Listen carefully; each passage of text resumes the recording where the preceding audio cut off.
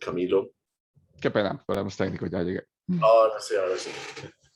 Muchas gracias, Vivian. Muchas gracias por el link.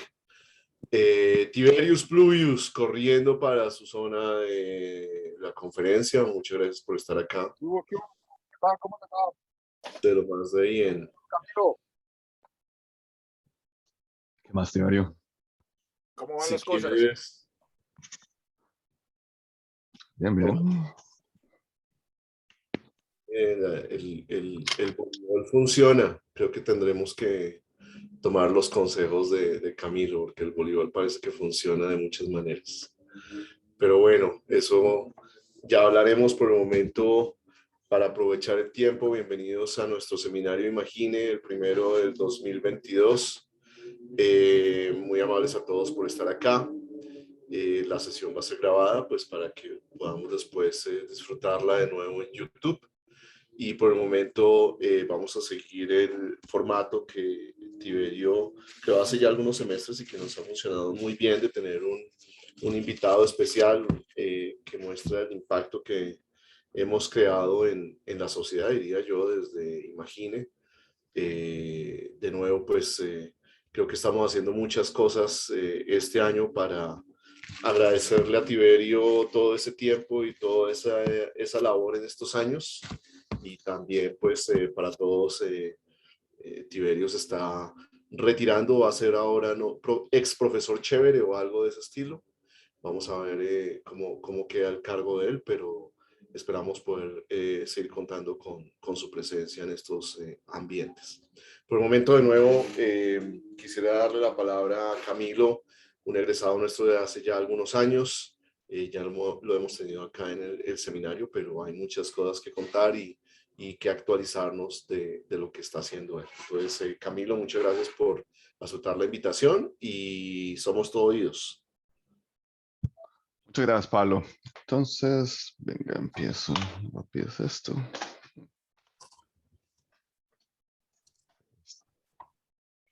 Dice que host disable screen sharing. ¿Lo tiene que aceptar? Sí, ya. Ya te doy permiso.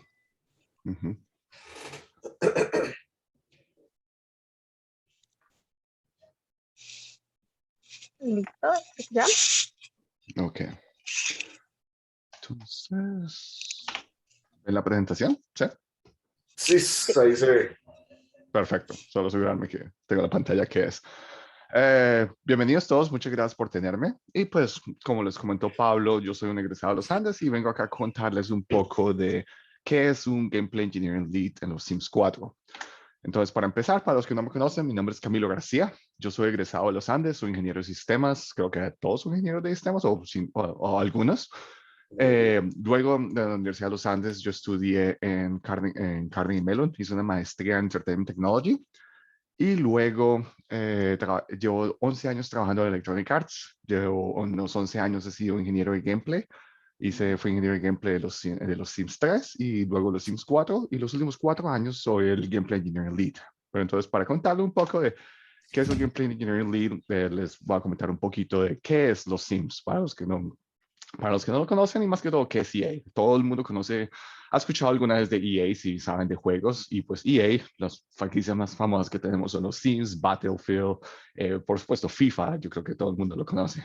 Pero, ¿cómo fue mi carrera para salir de los Andes y cómo llegar a EA? Entonces yo siempre me comento un poco de qué es las cosas que aprendí en la universidad, qué es las cosas que aprendí en mi maestría y qué son las cosas que uno necesita para trabajar en la industria AAA de videojuegos. Entonces el ejemplo es en los Andes. En los Andes, como muchos de ustedes, yo aprendí C++. Yo creo que C++ ha sido la base de mi programación toda la vida. Base de datos, Java, un poquito de todo. Luego, cuando hice mi maestría en Carnegie Mellon, me especialicé un poquito más en videojuegos, trabajé más en C++ y empecé a trabajar en lenguajes de programación como Panda 3D y todo, y aprendí unos diferentes lenguajes, por lo menos como Python.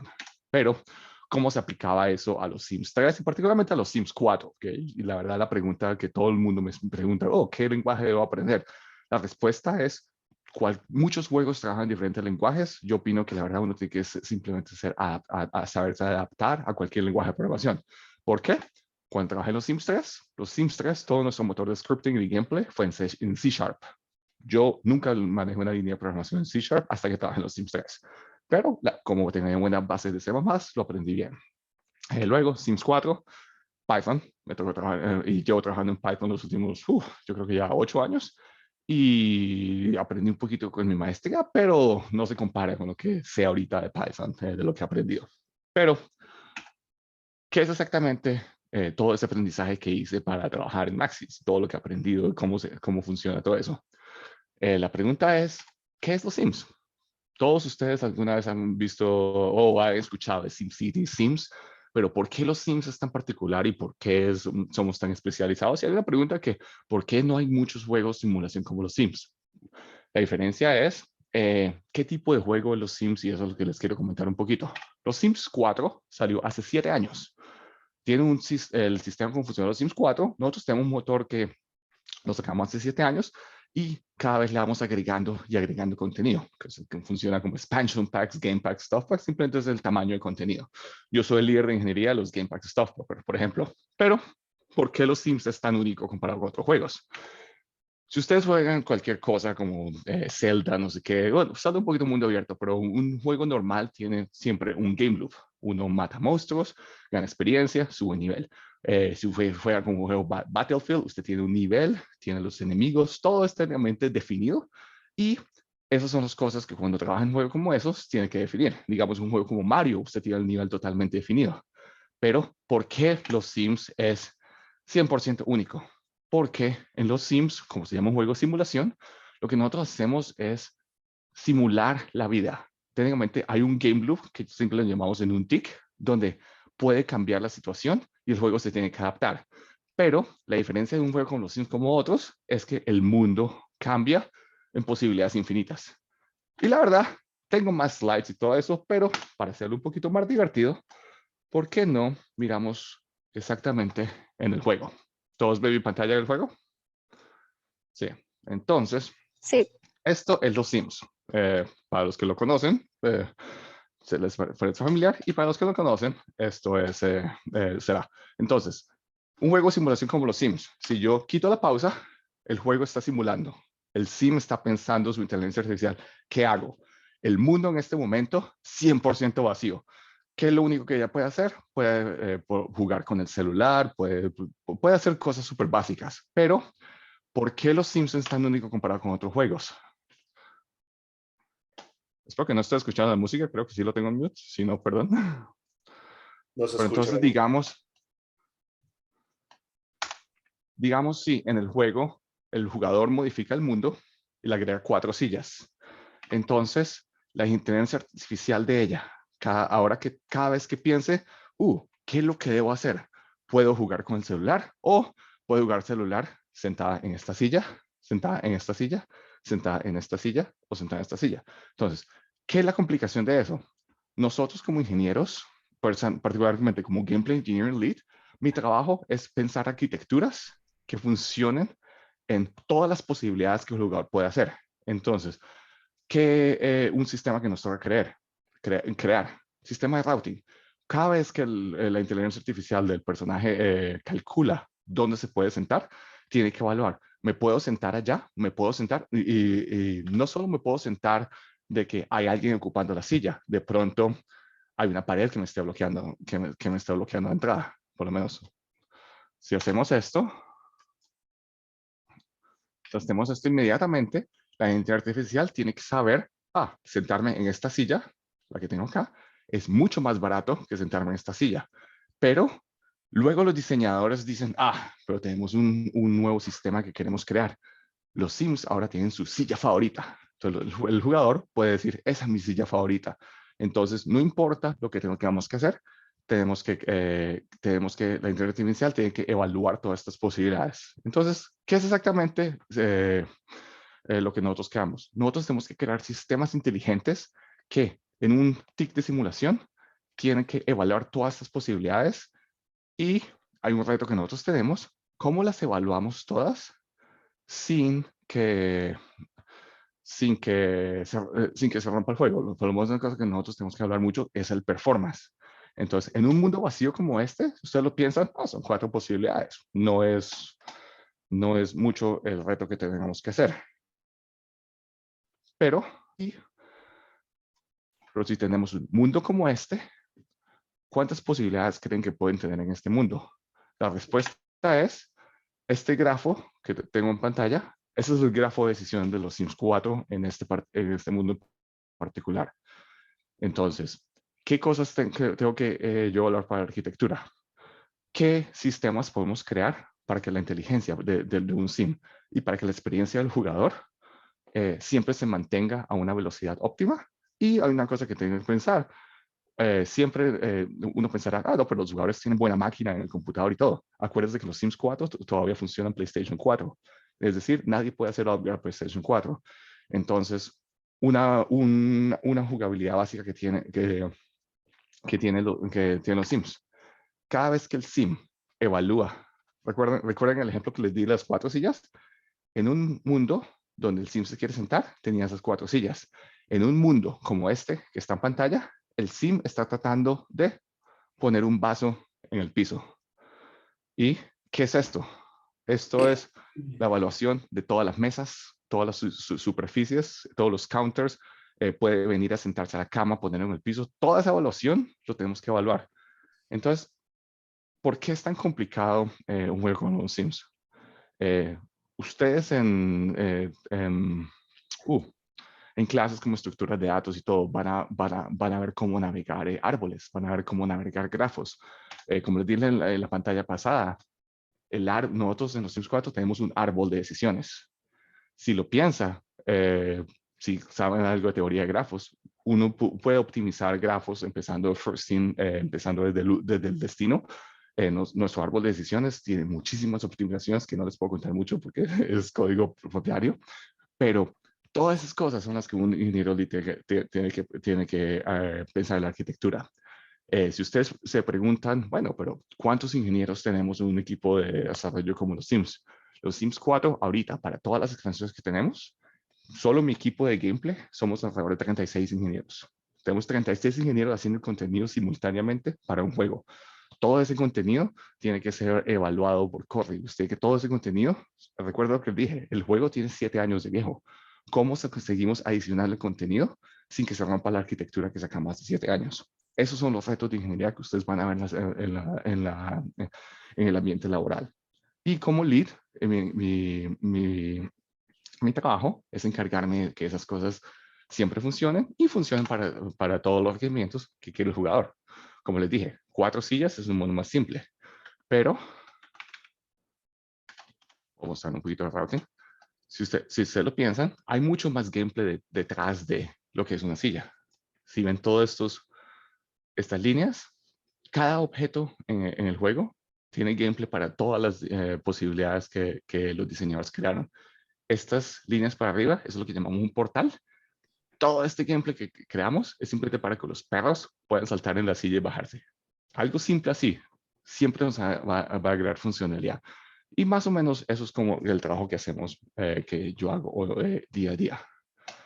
Entonces, si lo pensamos, el grafo de decisiones, pero ¿qué es el detalle ahorita? Nosotros seguimos sacando expansiones. Si ustedes están actualizados con las noticias de los Sims, nosotros seguimos sacando contenido. El año pasado sacamos un pack de Star Wars, que la verdad, si lo piensan, Star Wars, ¿cómo funcionan los Star Wars en los Sims? Tenemos sillas, tenemos todo. ¿Cómo metemos un Millennium Falcon o un X-Wing dentro del juego? Esos son los retos que nos toca arquitectar. ¿Cómo usamos los sistemas que existen para eso? Les comento algo chistoso. Entrar, subirse en el X-Wing y volar al espacio, que en realidad es más que todo como una animación, nosotros tenemos Ravisol, es el mismo sistema cuando usted entra a un baño en los Sims. Es exactamente lo mismo, simplemente diferentes animaciones. Esos son los retos de arquitectura donde los juegos hay mucha magia que pasa detrás, pero para el jugador es algo sorprendente, pero en realidad en ingeniería nosotros estamos reusando sistemas. ¿Por qué? Porque eso se llama no reinventar la rueda, es una clave de ingeniería. Y la verdad, como les dije, es lo más importante de qué es un reto de simulación es el player input. Recuerden como el mundo que les mostré, las 3 sillas. Hay muchas cosas, la posibilidad del mundo que puede crear el jugador es 100% único. Nosotros no sabemos lo que va a crear. Todos los sistemas que tengamos tienen que ser robustos. Y las cosas no variables dentro de nuestro trabajo, los computadores. Ustedes pueden pensar que Nvidia sigue sacando tarjetas de video más y más monstruosas, pero nosotros, al jugador que compró el juego hace 7 años, no le podemos actualizar la máquina. El juego tiene que seguir funcionando en la máquina de él. Y más que todo eso es lo que yo hago hoy en día. Eso es el reto y más o menos eso es lo que es un juego de simulación. Y quería dejarles un buen tiempo para preguntas, si tienen algo de esto. Como les dije, tengo el juego corriendo, si tienen alguna pregunta y les puedo mostrar algo, pero quería dejarlo más como para preguntas, si tienen algo interesante que les gustaría saber. Si quiere, Pablo, share por ahora. Muchas Luego puedo gracias, hacer Camilo, simultáneo. muy amable. Comenzamos entonces nuestra sesión de preguntas y quisiera comenzar con una. ¿Cómo decides cuándo cambiar la versión de The Sims? ¿Por qué se toma esa decisión? Si ya tenemos 8 años con The Sims 4, La parecería respuesta pues, es, hay mucho decisiones de mercadeo. Hay muchas decisiones de mercadeo cuando están listos. Y si lo piensa, cuando decidimos sacar Sims 4, los Sims 3 dejó de vender un poco, dejó de vender y eventualmente va a desaparecer. Pero entonces hay decisiones que la verdad eso es un poquito de mercadeo que yo no les puedo hablar de los números porque yo no sé nada, pero si los Sims 4 sigue vendiendo y la gente lo sigue comprando y sigue siendo popular, ¿por qué vamos a canibalizar el mercado? Pero una cosa que siempre buscamos es innovación. Nosotros tenemos varios proyectos de investigación de cómo mejorar los juegos de simulación. ¿Qué sería la nueva generación de los Sims? Y la pregunta es, ¿de cuándo va a salir? No sé, algún día pronto. súper. ¿Más preguntas? Pueden prender sus micrófonos o levantar la mano. Algo en chat, yo no estaba mirando. Ah, no, Sí, no, nada. en el chat no hay nada todavía.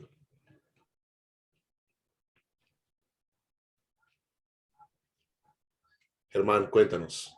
Sí, quisiera hacer una pregunta desde cómo se hace la evaluación de los ambientes que se crean en el momento en el que se habla de la arquitectura del SIM. ¿Cómo se hace Ujú. esa evaluación y cómo se participa a través del grupo de trabajo en esa evaluación? Cuando dice ambientes, se refiere como a los nuevos features o los sistemas que le agregamos al juego. Así es. Técnicamente es el proceso de, nosotros tenemos un proceso que se llama proceso de preproducción, producción y de finalización de proyecto. Preproducción, técnicamente, me tengo que pensar para no hacer un leak por error. Un pack de vampiros que ya salió, ya todo el mundo sabe que salió. Un pack de vampiros. Entonces empezamos el proceso de preproducción. Marketing, los diseñadores y toda la investigación nos dice el mercado está interesado que agreguemos vampiros al juego.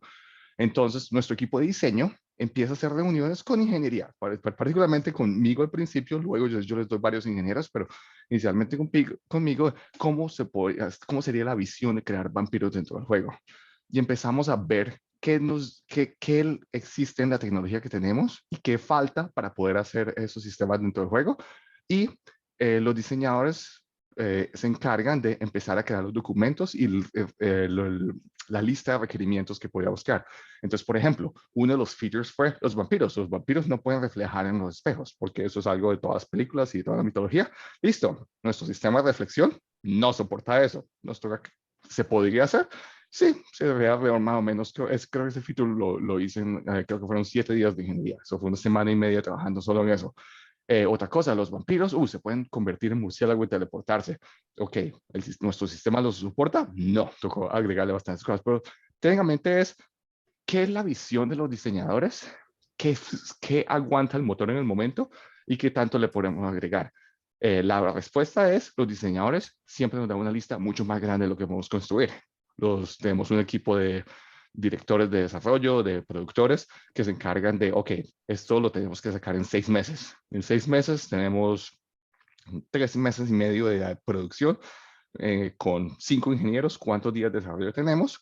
Yo me encargo como líder de más o menos evaluar cuánto se demora cada feature y más o menos con eso cuadramos qué tan grande puede ser un pack y cuántos features podemos tener.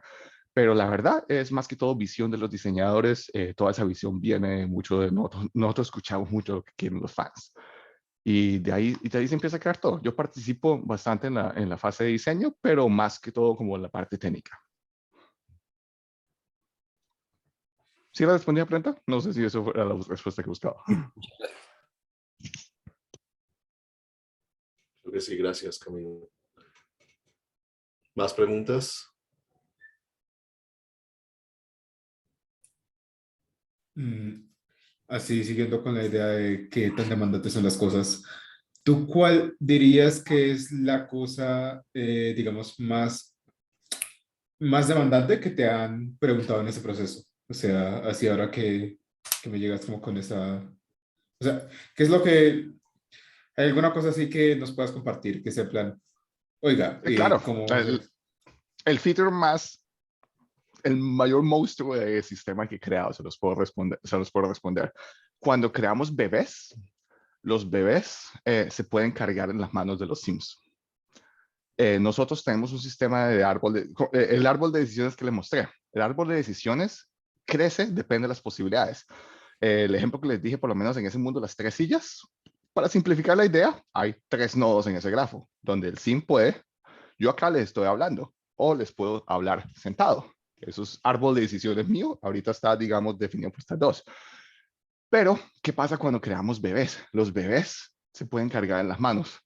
Entonces, ¿cuál era el reto que pidieron los diseñadores? No, entonces un sim puede cargar otro sim. Todos estamos, nuestro sistema de árbol de decisiones, el sistema de cargar cosas, no soportaba un sim cargando otro sim. Entonces, ¿qué pasa? Cuando el mundo se crea, cuando uno entra a Build By, que es el modo de construcción, y crea una lata, crea un pedazo de comida, todo, el árbol de decisiones agrega esos nodos. Entonces, digamos que en mi árbol de decisión en este momento, la lata existe. Pero, ¿qué pasa? ¿Por qué los sims cargando un sim fue tan único?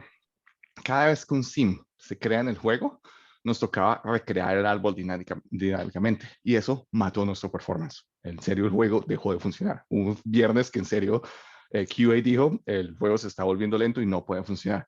La respuesta de arquitectura que nos tocó, incluso esto fue un sistema que yo creé, fue cómo crear un nodo en un grafo dinámico sin tener que reconstruir la gráfica.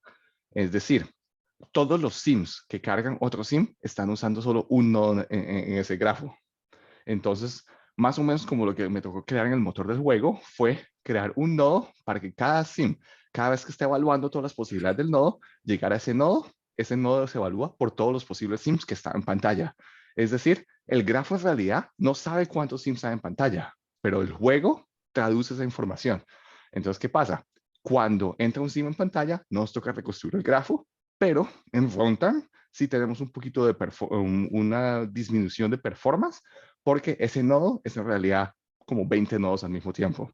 Eso fue como un reto súper chévere que la verdad nos tocó solucionar porque, lo que le digo, nosotros arquitectamos todo para crear un sistema de que los sims puedan cargar objetos, pero nunca, la verdad, no pensamos que un sim cargando otro sim fuera tan complicado. Y la respuesta, una cosa interesante es, esto no salió en Base Game, esto salió 3 años después que salió el juego. Nos tocaba hacer que todo este sistema funcionara y funcionara con todo el contenido que funcionaba atrás. Entonces no podíamos romper nada. Ese yo creo que ha sido uno de mis retos más chéveres que tenía que solucionar. Interesante, gracias. Mm. Gracias, Camilo. En los grupos de trabajo que tienes, muy probablemente tienes personas con distinta formación y de distintos orígenes. Y no sé qué tantos tienes de estos nuevos esquemas de comunicación comprimidos como Holberton College o otro tipo de college que son como 2 años solo programación y sales a trabajar. ¿Qué has visto de diferencias positivas y negativas entre las distintas formaciones de los empleados que tienes? Yo la verdad, no le voy a decir mentiras, todos los ingenieros que tengo tienen título de universidad. Yo sé que esos programas existen, pero todos los resúmenes que me llegan a mí son títulos universitarios, varios con maestría y todo. Yo diría que la respuesta es maestría no es necesaria. Yo hice maestría, fue más como por entrar a Estados Unidos por el problema de la visa. Pero yo creo que con buen computer science degree uno puede entrar. Esos títulos de 2 años, no le voy a decir mentiras, nunca he visto un resumen con esos, pero sé que existen. Ok, súper. Hmm. Gracias, La Camilo. pregunta es, ¿por qué no me llegan? eso es una pregunta que no le puedo responder. Pero una cosa que, uy, no sé si incluso debo decir esto, todos los resúmenes de ingeniería que llegan a los Sims pasan por mí y nunca he visto uno. Perfecto. Bueno saber. Hay una pregunta, ¿cómo mides la jugabilidad? ¿Por usuarios o por tiempo en el juego? Esa es una pregunta cargada que la respuesta no tiene respuesta, pero hay muchas métricas de jugabilidad. La verdad, ¿qué es gameplay? Y hay una cosa chévere de los Sims, nosotros tenemos diferentes tipos de jugadores. Les voy a contar, por lo menos, builders. Lo que nosotros llamamos builders son los que van al juego, entran al modo de build by, construyen casas, crean una casa, en serio se demoran días construyendo y hacen unas obras de arte. Son tan grandes y tienen tantos objetos que a mí me da miedo que me rompa todos mis sistemas, pero hay jugadores que nunca salen de Build By. Ellos crean una casa, la montan en la galería para que los otros jugadores la conozcan y siguen a construir esa. Eso es un tipo de jugador. La verdad, nosotros tenemos métricas y telemetría de cuánta la gente gasta en Build By y hay gente que nunca sale de Build By, es lo único que juega. Ellos nunca en realidad han jugado el juego, pero nosotros soportamos ese tipo de jugabilidad. Hay unos que se llaman los storytellers. Storytellers son los que crean las familias y juegan por generaciones. Si algunos de ustedes es fan de los Sims, han visto 100 Baby Challenge, técnicamente hay gente que juega con familias y trata de tener 100 bebés con todo el vecindario. Eso está verdad chistoso, pero hay jugabilidad que en serio crean las familias por generaciones y generaciones y generaciones de los Sims. ¿Y qué es ese reto para nosotros? Esos son los que nos da miedo romper los save games, porque ellos han invertido tantas horas en el juego de que el árbol de genealogía tiene tiene tantas generaciones que un bug que le rompa ese save game, uy, no nos lo va a perdonar. Entonces, esos son como los más delicados que nos da cada vez que actualizamos un sistema como el Relationship, hacemos un refactor a algún sistema, uy, cargue esos save games, por lo menos nuestro proceso de QA tiene mucho proceso de cargar saves de los fans para que no se rompan. Y hay una cosa bien interesante que a veces nosotros tenemos prioridades de bugs. Cuando un bug bloquea el load de un save de un fan, es más alta prioridad. Hay bugs que, cuando hago esto y esto y esto sale un error, lo arreglamos luego, eso se puede arreglar luego. Pero en el save de este fan, no carga el save. Lo arreglamos ya. El próximo patch arreglamos eso, porque eso es una cosa súper importante. Pero para su respuesta, jugabilidad. Jugabilidad es demasiado abierta, pero los Sims, por ser tan abierto, por ser juegos iguales, tienen demasiados tipos de jugabilidad. Hay gente que en serio juega con una familia toda la vida.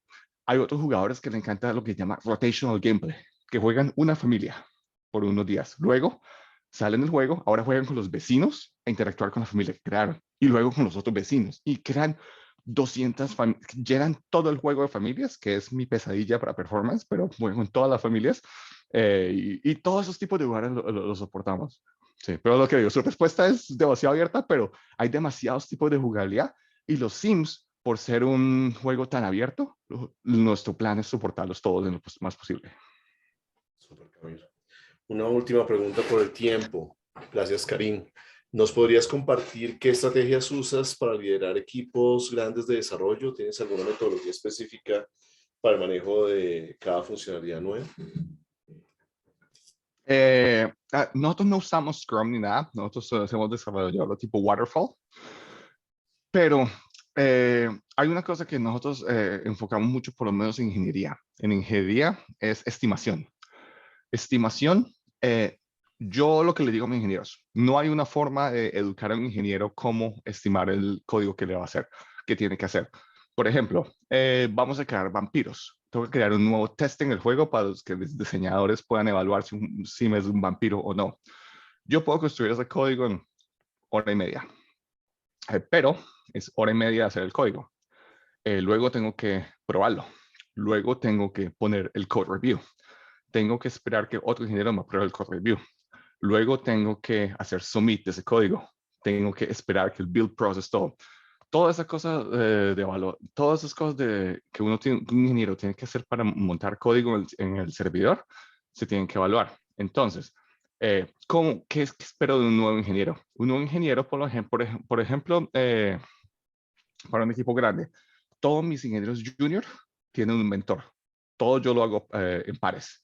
Incluso, eso es una cosa que yo aprendí de mi lead. Yo hace 11 años tuve un lead gameplay engineer que todavía soy amigo de él. Él está en otro proyecto ahorita, pero todavía somos amigos de la empresa. Yo enfoco mucho en que todos los ingenieros tengan un apoyo de alguien a que preguntarle, y cuando esa persona no está, el lead siempre está disponible para eso. Pero la verdad es aprendizaje, más que todo aprendizaje haciendo. Los Sims, por ser un motor tan grande, hay mucha documentación, pero es difícil mantener esa documentación por lo que cambia el juego. Lo que les dije, el sistema de routing, cuando hicimos perros y gatos, cambió totalmente. Luego le agregamos vampiros, volvió a cambiar. Entonces, hay documentación, uno puede ver technical design documents de otros packs, pero hoy en día el código como está, toca poner un breakpoint a veces y hacer investigar un poquito. Entonces, eso es una cosa complicada, y la verdad no hay muchos documentación de Confluence y todo, pero hay mucho know-how que es comunicación entre ingeniería. Hay una cosa que yo enfoco mucho, que gameplay. Gameplay es un tipo de programación que no somos los que nos echamos al código y no me hablen por 2 días. Eso no es el tipo de programación de gameplay. Gameplay, uno trabaja con el diseñador, trabajo con mi modelador, con los artistas, con los ingenieros de audio y con los gameplay engineers. Yo siempre enfoco mucho de que un ingeniero que en serio se echa una burbuja a programar no es tan eficiente como un ingeniero que en serio tiene un problema. Me levanto, le pregunto bueno, cuando estábamos en la oficina, trabajamos en un pit grandote de programadores. Hoy en día, hey, ¿tiene un segundo? Reunión rápida de Zoom y hablamos y nos lanzamos ideas. Incluso yo, después de 11 años, estoy arreglando algo en el código. Hey, Pablo, ¿tienes un segundo para esto? Y hablamos un poquito de lo que estoy tratando de arreglar y corre ideas por ingeniera. Corre ideas de qué es, cómo se podía arreglar. Bueno, Camilo, quisiéramos seguir contigo, pero la programación no nos deja. Muchas gracias por tu tiempo y por tu apreciación de qué está pasando y cómo te ha ido como lead engineer en EA. Claro, con mucho gusto. Muchas gracias y acá acabo por todos, muy amable por tu charla. Y ahora vamos a una charla muy relacionada, diría yo, de los trabajos que estamos haciendo dentro de la universidad, en este caso de un ambiente de entrenamiento para nuestra armada, en particular el cuarto de ingeniería. Aquí vamos a tener la presentación de Vivian. Camilo, pues bueno, si pudieras quedarte chévere para tu opinión, pero yo sé que tu tiempo es limitado, después hablamos al asunto, pero esto es parte del trabajo de maestría de Vivian Gómez y bueno, no te quito más tiempo y te dejo presentar a ti, Vivian. Gracias, profe. Bueno, les cuento que hoy les voy a hablar de mi proyecto de tesis de maestría. Lo hemos llamado Twinity VR y es básicamente una propuesta de metodología que se basa en 3 tecnologías, Twine, Unity 3D y Altispace VR, y busca básicamente darle soporte al diseño centrado en el usuario, al prototipado de simuladores en realidad virtual. Mi asesor pues es el profe Pablo y como les comentaba él, pues Vivian Gómez y estoy estudiante de maestría en este momento. Bueno, lo primero para que entiendan la metodología es entrar un poquito en contexto y antecedentes. Nosotros pues hicimos una amplia revisión de literatura para ver el estado actual del prototipado de simuladores. Y lo primero es saber que esta es un área que es relativamente nueva, pues está como en un boom en el campo de la capacitación, el uso de realidad virtual para simulaciones y entrenamiento. Y en particular hemos encontrado que es el uso más frecuente de realidad virtual en empresas. Digamos que una de las ventajas más grandes es que nos va a permitir hacer capacitación en un ambiente controlado. Hemos encontrado investigaciones que pues utilizan simuladores en diferentes contextos como médicos, militares, industriales, de trabajo social, entre otros, y digamos que acá el tema es que podemos hacer esa capacitación de algunas situaciones de emergencia o algunos contextos que son de pronto delicados, como por ejemplo aprender a hacer algún procedimiento quirúrgico. Entonces, evidentemente va a ser mejor hacer el entrenamiento en un ambiente cercano al real, utilizando pues la posibilidad que nos ofrece la realidad virtual. Entonces, por eso nos enfocamos en esta área y en particular porque es relativamente nueva, hemos encontrado que existen una serie de necesidades, bueno, de hecho en general, para los creadores de realidad virtual. Tras hacer de nuevo revisión de literatura, encontramos investigaciones que nos llevan a estos 4 principales elementos en cuanto a necesidades. Primero, se necesita generar artefactos que faciliten la comunicación entre diferentes roles que se ven involucrados en la creación de un simulador. Digamos que 4 que se han encontrado que son usuales tener en estos proyectos son diseñadores de contenido, diseñadores de interacción, diseñadores de concepto y pues ya los desarrolladores. Se han necesitado herramientas que brinden soporte al usuario. Digamos que muchos creadores reportaban que no era tan fácil como saber utilizar las herramientas y tener un soporte a lo largo de su uso para la construcción de su simulador. También se requiere conectar esos artefactos generados y poderles enmarcar en cada etapa de, por ejemplo, User Centered Design, diseño centrado en el usuario. Y para los entry level, los nuevos, se necesita tener algo que les permita saber por dónde empezar. Entonces, basándonos en esto y en las prácticas actuales de creación de simuladores, que básicamente, pues digamos, acá hicimos como una síntesis. Nosotros buscamos casos de desarrollo, artículos en particular que reportaran la construcción de un simulador en realidad virtual. Encontramos, son pocos los artículos que reportan como tal esa construcción del simulador, y encontramos 6 artículos en particular en los cuales no se realizaban todos estos elementos, pero digamos que extrajimos los más importantes en esos 6 artículos, y eran, por ejemplo, la definición de las acciones del jugador y en general pues del simulador, usualmente categorizadas. Por ejemplo, las acciones que serían de emergencia, las acciones que serían opcionales del jugador, que serían, por ejemplo, errores. Es la primera actividad de pronto que se realiza. Lo segundo es la creación de escenarios de simulación utilizando diagramas. Entonces encontramos que usualmente los creadores trataban de representar en diferentes tipos de diagramas como los que vemos acá, cada una de los pasos o las acciones que habrían en su simulador. Digamos que algunos pues más elaborados, diagramas de flujo o de proceso, y otros sí solamente como bloques que ellos conectaron de alguna manera. Generan diferentes tipos de artefactos y usualmente, y digamos que es lo que más nos interesó, hacen una abstracción de la metodología o de User Centered Design y de otros métodos, pero no necesariamente siguen la metodología. Nosotros notamos que como que hacían una adaptación o la usaban de cierta manera como inconscientemente, seguían las etapas, pero como que no se tienen, y eso es a lo que vamos, no se tienen como tal estándares, guidelines o metodologías que les permitan a los creadores de realidad virtual y en particular de simuladores organizar el pipeline de construcción de su simulador, y en el caso de los entry level, simplemente pues saber por dónde empezar. Entonces, por eso, nosotros proponemos esta metodología, la cual consiste en basarse o dar un soporte al diseño centrado en el usuario, por lo cual, pues primero empezamos por entender muy bien cuál sería la abstracción de User Centered Design para los simuladores, y entonces tenemos estas etapas que pues empiezan con el análisis de objetivos, de usuarios, de tareas del proyecto, de qué se va a llevar a cabo haciendo el simulador, el diseño de los ambientes o los escenarios en los que se va a llevar a cabo el entrenamiento, los objetos que se van a ver involucrados, el guión de simulación. Luego, bueno, acá vamos a ver que hay bastante iteración, pues va a ser necesario de pronto del diseño volver al análisis e iterar ahí. Y eventualmente pues ya se pasaría a la etapa de prototipado, que pueden ser prototipos de diferentes niveles de fidelidad, desde por ejemplo un prototipo de papel hasta ya el simulador que se pueda probar en un casco de realidad virtual.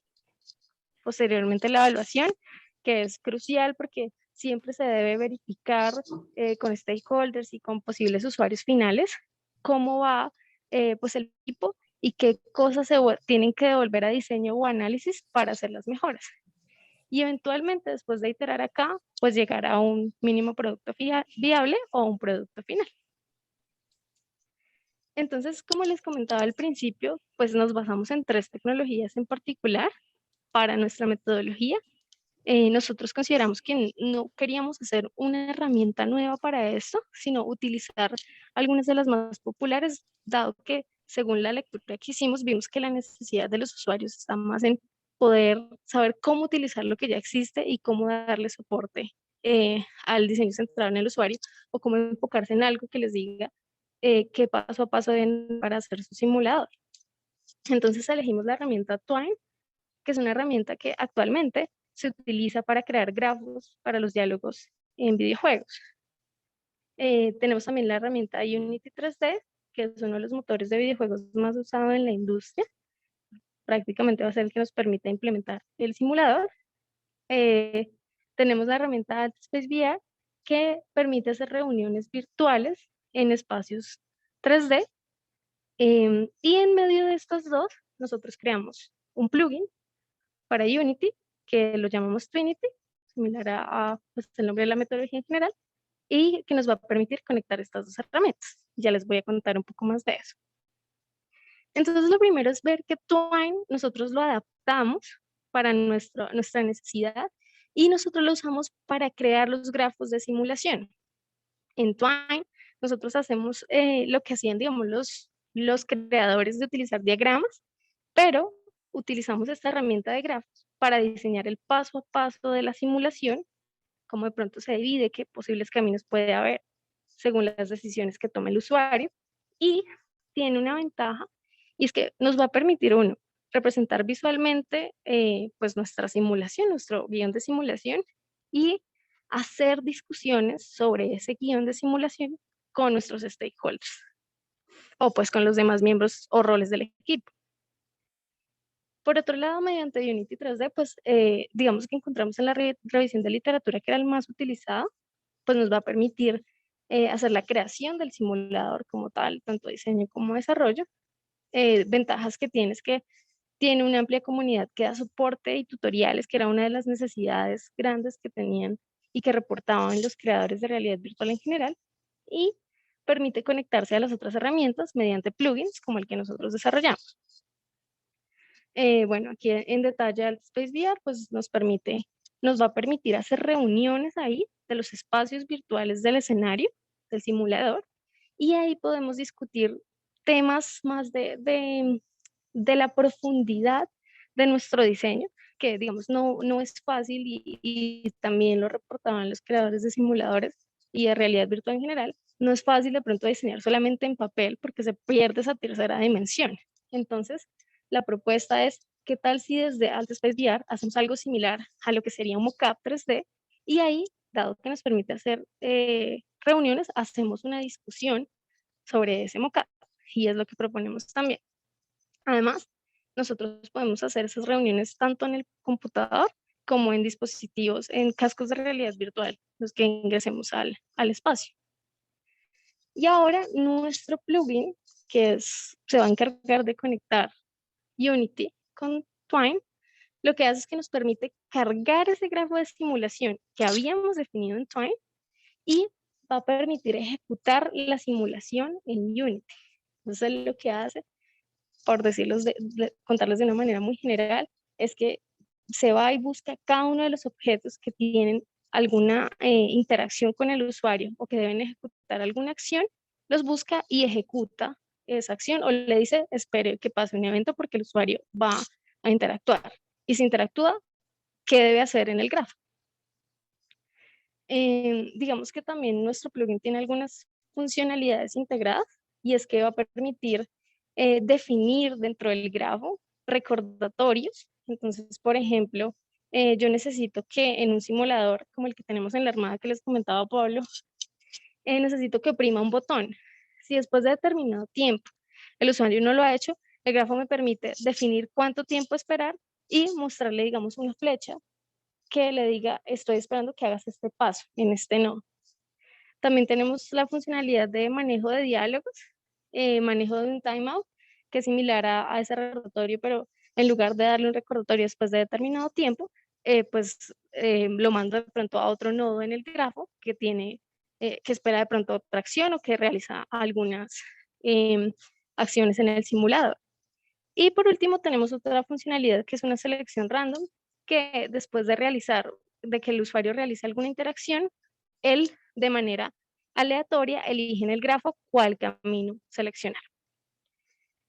Básicamente esta es la estructura que debería tener un nodo, y acá lo tengo con un ejemplo del simulador de la Armada, y es, yo tengo un nodo que que es un paso en la simulación que dice que debe enviar a un suboficial a tripular los teléfonos de cabeza. Entonces, la estructura del nodo pues es bastante estricta, digámoslo así, y es, al principio hay una explicación en texto, que es la que van a definir los diseñadores y los autores de contenido, y posteriormente hay una sección en scripting, la llamamos nosotros, que nos va a permitir definir o traducir esto que viene acá en texto a lo que debe hacer Unity. Por ejemplo, búsqueme simulador, búsqueme al suboficial 1, que es ella, y llévela hacia los armarios, con el pad ir armarios. Entonces, esto digamos que va a requerir un poquito de ambos roles, porque por un lado vamos a tener a los diseñadores y a los autores de contenido, por otro lado a los desarrolladores que van a verse involucrados también en el diseño de este grafo. Y digamos que nuestra metodología está enmarcada en 3 iteraciones que buscan tomar los 3 arquetipos de prototipado propuestos por Judine Midler, que ya se los voy a contar, y usar nuestras herramientas en cada una de esas iteraciones para hacer prototipos. Entonces, tenemos una iteración A, en la cual se va a desarrollar un prototipo estimulador que básicamente busca explorar las necesidades del usuario y su contexto. Acá estamos usando la técnica Grayboxing, que es crear el espacio virtual utilizando solamente cubos grises, y de esa manera hacemos una especie de mockup o una primera versión de lo que sería el espacio virtual, y entramos al Space VR y hacemos una discusión, similar a lo que se hace en desarrollo web o de aplicaciones móviles, que es simplemente hacer como en papel lo que sería la interfaz, y se discute. Acá lo hacemos con cubos grises. En una iteración B, proponemos hacer un prototipo demostrador. En estos prototipos se busca mostrar conceptos y su relevancia con respecto a las especificaciones definidas acá. Entonces acá ya tenemos una escena 3D mejorada, ya empieza a tener algo de color, algo de textura, y nuestro grafo de simulación. Y por último, nuestro prototipo validador, que pues ya va a ser nuestro simulador, un ambiente virtual bien definido, bien realizado, y nos va a permitir probar las soluciones. Estas iteraciones a su vez pues podrían repetirse hasta lograr pues el objetivo como tal de cada prototipo. Y acá está en particular la metodología y cómo se involucra cada tecnología. Entonces, como les decía, en la iteración A vamos a definir un primer grafo en Twine muy simple, y vamos a apoyarnos con una actividad que va a ser hacer los dibujos del ambiente virtual, que eso va a ser etapa de análisis y diseño. Posteriormente, con el input que nos dé acá, vamos a diseñar el escenario utilizando la técnica Grayboxing, cubos grises, y vamos a evaluar ese escenario en AltSpace VR para pues ver todas como las propiedades espaciales que tendría pues el escenario y confirmarlas con nuestros stakeholders. Esto especialmente cuando se está virtualizando algún espacio para la simulación. Por ejemplo, en la Armada estamos virtualizando un cuarto de ingeniería de un buque. Entonces es muy importante que sea muy similar al real, y por eso estaré evaluando con nuestros stakeholders. En la iteración B, mejoramos ese grafo de simulación, agregamos un sketch de cada paso del nodo para que todos pues, podamos facilitar la discusión de qué se va a hacer en cada paso. Primero debe ir a oprimir tal botón. Segundo paso, debe enviar al suboficial a recoger un objeto del armario, este tipo de cosas. Con la información de acá, pues ya puedo fortalecer mi grafo con esos dibujos y mejorar el escenario 3D con la información que se tenga de acá y que se haya fortalecido en la primera evaluación. De nuevo, es una sesión colaborativa en espacio, del espacio en AltSpace VR, y también eventualmente sesiones para validar y editar el grafo. Y por último, se sigue mejorando el grafo. Esta vez se involucran los desarrolladores y agregan la sección de scripting de cada paso o nodo. Se desarrolla un prototipo funcional cargando el grafo a Unity y entonces acá ya se va involucrado nuestro plugin que va a permitir tomar ese grafo y ejecutar la simulación en Unity y controlarla. Y por último, en evaluación ya podremos hacer las pruebas en el dispositivo de despliegue, bien sea PC o un casco de realidad virtual, preferiblemente. Nosotros ya hacemos unas pruebas preliminares, les voy a contar rápidamente porque se me va a acabar el tiempo. Básicamente los hicimos con unos estudiantes del curso de desarrollo de aplicaciones de realidad mixta de acá en la universidad, un curso del profe Pablo. Ellos tenían que hacer un simulador en un mes, básicamente, claramente un mes de la universidad, que pues no iban a utilizar todos los días. Y iban a utilizar en particular nuestro plugin, era lo que íbamos a probar, qué tan factible era el plugin, qué tan usable y qué tan buena le parecía la idea de utilizar ese grafo y cargarlo a Unity. Es importante destacar que para muchos fue su primera experiencia en Unity, fue nuestro primer proyecto de desarrollo en el curso, pues en ese semestre. Y bueno, lo primero que hicimos fue preguntarles si tenían experiencia previa en Unity. La mitad sí, la tenía, la mitad estaba con su primera experimentación con Unity. En general, la mayoría no había tenido experiencia previa tampoco en desarrollo de realidad virtual, solamente lo que íbamos aprendiendo en el curso. Y empezamos por preguntarles qué tan útil les parecía representar ese guión de simulación en un grafo. Para la mayoría, pues, era bastante útil y de hecho les facilitó algunas cosas por las funcionalidades integradas que les contamos. Lo segundo es qué tan útil les parecía leer ese grafo para controlar la simulación. Y acá pues tuvimos un poquito divididas las opiniones, la mayoría útil, ¿sí? Pero lo interesante de los que nos dijeron que no tanto, era pues saber por qué. Y ellos nos comentaban que, pues dado que ese prototipo era un prototipo mucho más corto, o sea, eran pasos, muy poquitos pasos, les parecía mucho esfuerzo para una simulación, para pues todo lo que tenían que hacer. Entonces, digamos que acá fue nuestro primer comentario pues muy importante que tuvimos, y es que claramente la metodología está hecha para proyectos en los que se tengan escenarios de simulación pues considerablemente grandes, no digamos 4 pasos, 5 pasos en la simulación. Y por último, ¿qué tan fácil les parecía utilizar?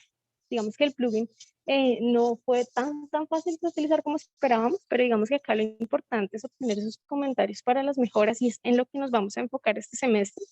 Los estudiantes, pues cuando cargaban su grafo a Unity, pues muchos cometían errores porque todo el tiempo, pues el formato que se seguía en el grafo, pues tenía que ser algo específico, que algunos, pues, no sé, omitían algún carácter especial, alguna palabra reservada y pues enseguida pues no se podía parsear bien el grafo. Entonces, digamos que solicitaron como que se tuviera alguna opción de hacer un mejor debugging de la lectura del grafo, porque no era fácil encontrar esos errores que ellos cometían y pues que consideraron que era muy poco tiempo para el desarrollo de las interacciones. Por lo cual, bueno, acá les tengo unos ejemplos de los simuladores que construyeron. Era un simulador de cocina, uno de aprender señas con las manos utilizando el Oculus Quest, con el seguimiento de mano, y otro de un huerto virtual, que por tiempo no entro en el detalle. Bueno, ¿qué sigue? ¿Para dónde vamos este semestre?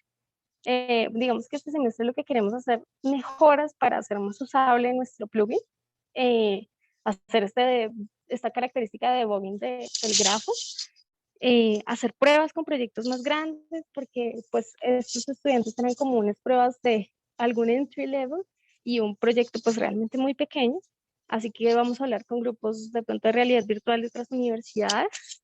Queremos intentar crear un formato propio en Twine para que sea más usable también la interfaz web de Twine y evitar esos errores de typing cuando están siguiendo un formato muy estricto del grafo, y hacer mejoras sobre el plugin, más de pronto en términos de arquitectura, manejo de funciones asíncronas y manejo de eventos. Ese es como nuestro enfoque este semestre en Tesis 2. Y bueno, ahí trato de contarles todo muy rápidamente. No sé si tienen preguntas. Muchas gracias.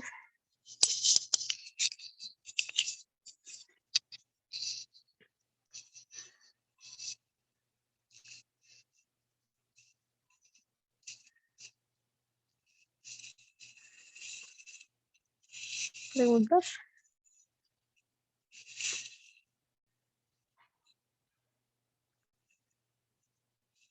Sí. Pablo, no te escuchamos. Gracias. Hablando para mí solo y esperando preguntas, pero ya tenemos dos. Ángela, cuéntanos. Gracias, Paz. Hola, ¿cómo están? Yo quería preguntar sobre el proceso de desarrollar el plugin, como que, que fue la parte como más complicada, qué es lo que más aprendiste y cosas así. Bueno, digamos que el proceso empezó primero, pues lo más importante era saber qué le íbamos a incluir al plugin que fuera realmente útil para los creadores de realidad virtual. Digamos que en ese caso sirvió mucho todo el proceso de revisión de literatura que hicimos, porque ahí definíamos exactamente cuáles iban a ser las necesidades y por ello pues el tema de utilizar estos grafos. Ya para la parte de lectura, pues digamos que no hay nada que te pueda decir como que es muy difícil, todo pues el proceso ha sido pues llevadero, una creación de un software, pero digamos que el tema ahí de pronto interesante es que utilizamos la técnica de introspección de C Sharp, que permite como autoconocer el lenguaje, porque tenemos que acceder a métodos y objetos utilizando solamente un texto que nos dice acceda al objeto suboficial y es un texto. Entonces yo tengo que usar la técnica de introspección para acceder a ese objeto y al método y ejecutar el método. Digamos que eso es como una parte interesante del plugin, pronto un poquito más retadora, pero sí, yo creo que respondiendo a tu pregunta sería eso. Gracias, Ángela. Había otra pregunta que levantaron una mano y ahora la bajaron. No sé quién sería, no sé si todavía la tienen. Diego, me toca dejarlos porque tengo clase, pero Vivian, muchas gracias y hablamos en estos días. Listo, Y profe, dale, gracias a dale, ti. Daniel, yo los dejo aquí, no te preocupes, tú puedes preguntar.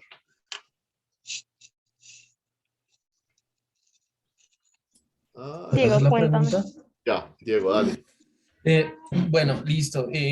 A mí me interesa saber cómo hicieron la implementación en el cuarto del buque y la interacción con el usuario. ¿Cómo se hizo eso? ¿O hasta dónde se llegó? ¿Qué permitió? Bueno, digamos que ese ha sido uno de nuestros proyectos de prueba de nuestro plugin como tal. La metodología de hecho nace de la experiencia que hemos adquirido en ese proyecto. Pues este proyecto pronto lo voy a subir de hecho a la página. Hasta dónde llegamos, yo creo que podría ser una charla, un seminario aparte, porque pues tendría que hablarte como tal de todo el proyecto. Entonces sí, yo creo que sí, si algo podemos hacer es una charla más adelante como tal de ese proyecto, porque pues acá lo que les quería mostrar era la metodología y el plugin que desarrollamos. Ok. Gracias. Y una pregunta más, yo creo, porque tengo clase también, tengo que dar una clase, entonces no sé si hay más preguntas.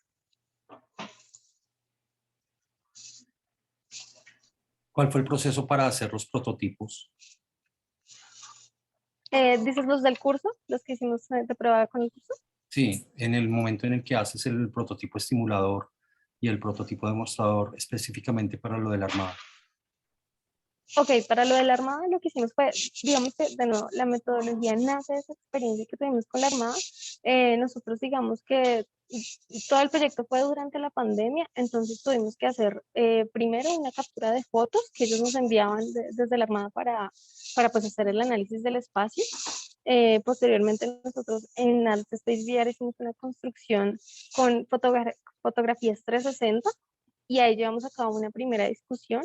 De eso, pues, de nuevo se tomaron, tenemos una publicación al respecto también, si algo se las puedo compartir, se tomaron datos, sobre todo espaciales, de la ubicación de los objetos, las proporciones, de pronto las características del espacio, y con eso, pues, logramos hacer un modelado 3D y pasarlo a Alt Space VR y iterar ahí en mejorar ese espacio y bueno, con más reuniones, definir ese grafo de simulación que finalmente ejecutamos en Unity y que pues ya tenemos un prototipo funcional y que voy a comentarle al profe Pablo para de pronto hacer un seminario para contar específicamente de ese proyecto, pues cómo fue la implementación de la metodología y en dónde vamos en ese proyecto. Gracias. ¿Respondí tu pregunta? Sí, muchas gracias. Gracias a ti.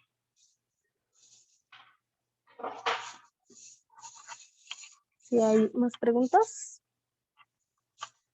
Bueno, si no, yo creo que por tiempo pues hay que dejar. De todos modos, muchísimas gracias a todos por su asistencia. Voy a subir el video también del seminario para que tengan acceso más adelante. Y nada, los esperamos el próximo lunes. De hecho, dentro de 15 días, con nuevas charlas. Vamos a tener charlas sobre robótica, sobre realidad aumentada y eventualmente pues les vamos a enviar esa invitación. ¿Listo? Vale, muchas gracias. A todos, Muchas gracias. muchas gracias. Hasta luego, muchas gracias. Hasta Hasta luego. luego a que estén muy todos. bien, Muchas gracias. gracias. Que estén bien. Hasta luego.